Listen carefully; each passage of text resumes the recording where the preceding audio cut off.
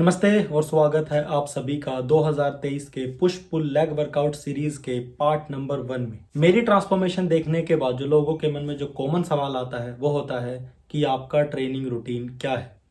इस सीरीज के अंदर मैं अपना करंट ट्रेनिंग रूटीन आप सभी के साथ इन डेप्थ एक्सप्लेन करने वाला हूं ताकि हम सब मिलके ट्रांसफॉर्मेशन कर सकें। So let's begin. मैं हफ्ते में 6 दिन ट्रेनिंग करता हूं और एक पुश पुल लेग वर्कआउट वाला स्प्लिट फॉलो करता हूं। एक पुश पुल लेग वर्कआउट वाला स्प्लिट कुछ इस तरीके का दिखाई पड़ता है। यह workout routine of course free of cost होने वाला है। ये तीनों वीडियो को देखने के बाद और ये वर्कआउट स्प्लिट फॉलो करने के बाद आप लोग भी अपनी ड्रीम फिजिक को अचीव कर पाओगे। वीडियो को शुरू करने से पहले अगर आप एक नए व्यूवर हो तो चैनल पर जाकर सब्सक्राइब जरूर कर देना। अगर आप मुझे मेरी जर्नी में मुझे सपोर्ट करना चाहते हो तो don't forget to follow me on Instagram. Disclaimer, मैं एक कोच या फिर सर्टिफाइड ट्रेनर नहीं हूं। इस वीडियो में जो भी मैं आपके साथ शेयर करने वाला हूं totally come out from my experience. ये ट्रेनिंग रूटीन हर एक नेचुरल लिफ्टर की बेसिक रिक्वायरमेंट को दिमाग में रखते हुए डिजाइन किया गया है। जैसे एक मसल ग्रुप को हफ्ते में 2 बार ट्रेन करना, प्रोग्रेसिव ओवरलोड को अप्लाई करना। तो चलिए शुरू करते हैं। Sit back, relax and enjoy this video. Push day पर मैं अपने चेस्ट, शोल्डर और ट्राइसेप को ट्रेन करता हूँ। इन मसल ग्रुप को टारगेट करने के लिए मैं इन टोटल 5 एक्सरसाइज लगाता हूँ। 2 एक्सरसाइज चेस्ट के लिए, 1 एक्सरसाइज शोल्डर के लिए और 2 एक्सरसाइज ट्राइसेप के लिए। So let's begin. Push day की जो पहली मूवमेंट होने वाली है that is inclined barbell bench press. Last year push day की जो मेरी एक्सरसाइज थी वो थी इंक्लाइंड डंबल प्रेस, जिसका मैं अभी भी बहुत बड़ा फैन हूं। लेकिन उस एक्सरसाइज का एक डाउनफॉल भी है जिसे इंक्लाइंड बारबल बेंच प्रेस अच्छे से फिक्स करती है, दैट इज प्रोग्रेसिव ओवरलोड करना। अगर आपने मेरी पिछली वीडियो देखी है तो आपको जरूर पता होगा कि प्रोग्रेसिव ओवरलोड होता क्या है। जिन लोगों ने वो वीडियो नहीं देखी है, यहाँ ऊपर एक लिंक शो हो रहा होगा, आप उस पर क्लिक करके उस वीडियो को देख सकते हो। फिर भी एक क्विक ओवरव्यू के तौर पर मैं आपको बता देना चाहता हूँ कि प्रोग्रेसिव ओवरलोड होता क्या है। प्रोग्रेसिव ओवरलोड का मतलब होता है अपनी बॉडी को पिछले दिन से अगले दिन ज्यादा काम कराना, जो कि इंक्लाइंड डंबल प्रेस में बिल्कुल भी पॉसिबल नहीं है। लेकिन इंक्लाइंड बारबल बेंच प्रेस में छोटे छोटे वेट इंक्रीमेंट की वजह से हम इस प्रॉब्लम को अच्छे से फिक्स कर सकते हैं। इंक्लाइंड बारबल बेंच प्रेस एक कंपाउंड मूवमेंट होने की वजह से ये मेरे चेस्ट, शोल्डर और ट्राइसेप को अच्छे से टारगेट करती है। ये एक्सरसाइज एक इंक्लाइंड एंगल पर होने की वजह से मेरी अपर चेस्ट के फाइबर को अच्छे से टारगेट करती है and that will give me an aesthetic look. अब आते हैं मोस्ट इंपोर्टेंट पॉइंट पर। मैं इस एक्सरसाइज में प्रोग्रेसिव ओवरलोड कैसे करता हूँ। I do 4/8। मैं इस एक्सरसाइज के 4 सेट लगाता हूं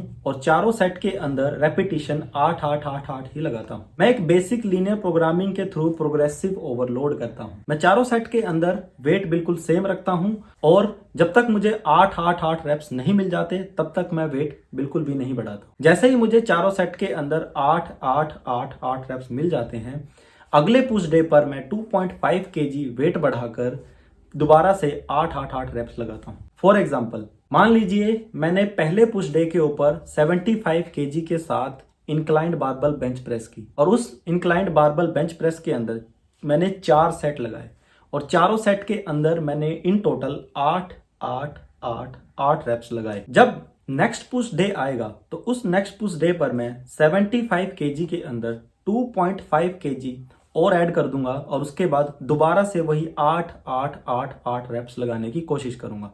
आई नो ये हर बार पॉसिबल नहीं होता। सम टाइम आप वेट बढ़ाओगे तो आप जब रेप लगाओगे तो मे बी ये 8-7-6-5 कुछ इस तरीके से हो सकता है।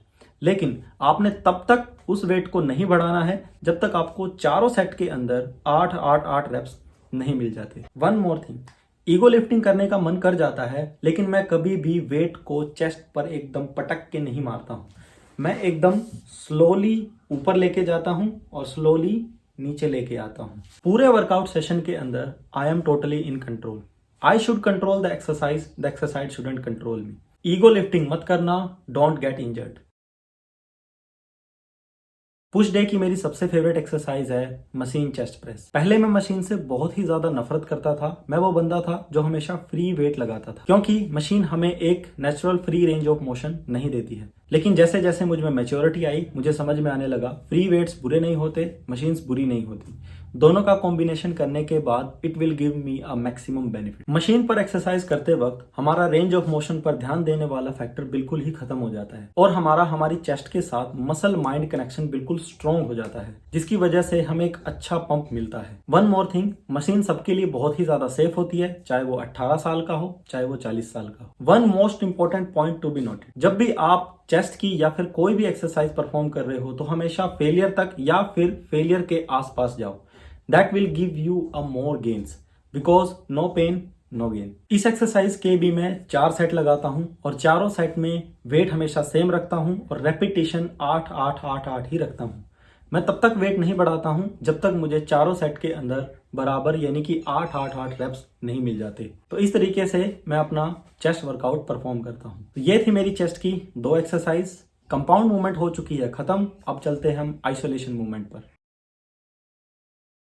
हमारे ट्राइसेप के 2 मेजर फंक्शन होते हैं, एक तो हमारी आर्म को इस तरीके से एक्सटेंड करना और एक हमारी आर्म को इस तरीके से एक्सटेंड करना। ट्राइसेप ओवरहेड एक्सटेंशन हमारे लॉन्ग पार्ट पर ज्यादा इफेक्टिवली वर्क करता है। इस एक्सरसाइज के कुल मिला के मैं 3 सेट लगाता हूं और तीनों सेट में मैं वेट हमेशा सेम रखता हूं और 10 से 15 रेप के बीच में फेलियर पर अप्रोच करता हूं। इस एक्सरसाइज में मैं कभी भी हैवी जाने की कोशिश नहीं करता हूं। अगर मुझे लगता है जो वेट मैंने लिया है उस वेट के अंदर मुझे 10 से 15 रेपिटेशन के बीच में रेप्स नहीं मिल रहे हैं, मैं तुरंत वेट कम कर देता हूं और फिर अपनी एक्सरसाइज को परफॉर्म करता हूं। आप लोग भी ज्यादा हैवी मत जाना, इससे आपकी एल्बो पर असर पड़ सकता है। ये वाली एक्सरसाइज मेरी ऑल टाइम फेवरेट एक्सरसाइज है। इन माई ओपिनियन एक वाइड सुपरमैन टाइप लुक के लिए आपको अपने साइड डेल्ट को जितना हो सके उतना ट्रेन करना चाहिए। अगर हमारे साइड डेल्ट बड़े होंगे तो एक तरीके का इल्यूजन क्रिएट होगा जिसकी वजह से आपकी वेस्ट बिल्कुल पतली दिखाई देगी और इस तरीके से आप अपने आप को वाइड दिखा सकते हो। अब कुछ लोगों के मन में एक सवाल आ रहा होगा, 5 सेट इतने ज्यादा क्यों? तो देखो, एक मैक्सिमम रिकवरेबल वॉल्यूम यानी कि MRV नाम का एक कंसेप्ट होता है, जिसका मतलब होता है एक पर्टिकुलर मसल पूरे हफ्ते के अंदर कितने सेट हैंडल कर सकता है, उसी को हम MRV यानी कि मैक्सिमम रिकवरेबल वॉल्यूम कहते हैं। तो बात है साइड डेल्ट की, तो साइड डेल्ट का मैक्सिमम रिकवरेबल वॉल्यूम बहुत ही ज्यादा होता है। इसका मतलब ये है कि मैं अपने साइड डेल्ट के लिए जितने चाहे उतने सेट लगा सकता हूँ और अच्छे से रिकवरी भी कर सकता हूँ। इसी का एडवांटेज लेते हुए मैं अपने साइड डेल्ट के 5 सेट लगाता हूँ और पांचों सेट के अंदर मैं 10 से 15 रेपिटेशन के बीच में फेलियर पर अप्रोच करता हूं। साइड लेटरल्स करते करते मैंने एक बात सीखी है कि डंबल को थंब आगे करने की बजाय थंब पीछे करने से साइड डेल्ट पर मैक्सिमम रिजल्ट और अच्छा पंप मिलता है। पुश डे की लास्ट एक्सरसाइज है ट्राइसेप पुश डाउन।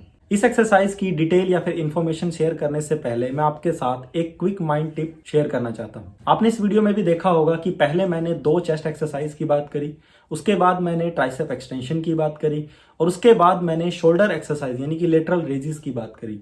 आपके माइंड में भी एक क्वेश्चन आया होगा कि मैंने दोनों ट्राइसेप एक्सरसाइज को एक साथ क्यों नहीं एक्सप्लेन किया या फिर मैं दोनों ट्राइसेप एक्सरसाइज को एक साथ क्यों नहीं करता। स्टार्टिंग में जब मैंने पुश पुल लेग वर्कआउट वाला स्प्लिट फॉलो किया था तो मैं सबसे पहले ट्राइसेप की दोनों एक्सरसाइज को एक साथ ही करता था, लेकिन धीरे धीरे मुझे रियलाइज होने लगा जब मैं ट्राइसेप एक्सटेंशन की एक्सरसाइज करता था तो मेरा ट्राइसेप इतना ज्यादा फटीक हो जाता था कि ट्राइसेप पुश डाउन करने के लिए मेरे पास एनर्जी ही नहीं बचती थी। इस वजह से मैंने साइड लेटरल रेजिस को दोनों ट्राइसेप एक्सरसाइज के बीच में डाल दिया, जिसकी वजह से मैं ट्राइसेप पुश डाउन के लिए एनर्जी इकट्ठा कर पाता हूं और अच्छे से ट्राइसेप पुश डाउन की एक्सरसाइज को परफॉर्म कर पाता हूं और मुझे क्वालिटी सेट भी मिल जाते हैं। अब बात करते हैं ट्राइसेप पुश डाउन के डिटेल की। ट्राइसेप पुश डाउन करने के लिए आप बार अटैचमेंट या फिर रोप अटैचमेंट दोनों में से किसी एक का इस्तेमाल कर सकते। पर्सनली मुझे बार अटैचमेंट सबसे ज्यादा पसंद है क्योंकि बार अटैचमेंट से मुझे अच्छा मसल माइंड कनेक्शन और कॉन्ट्रैक्शन मिलता है। इस एक्सरसाइज के भी मैं 3 सेट लगाता हूं और तीनों सेट में 10 से 15 रेपिटेशन के बीच में फेलियर पर अप्रोच करता हूं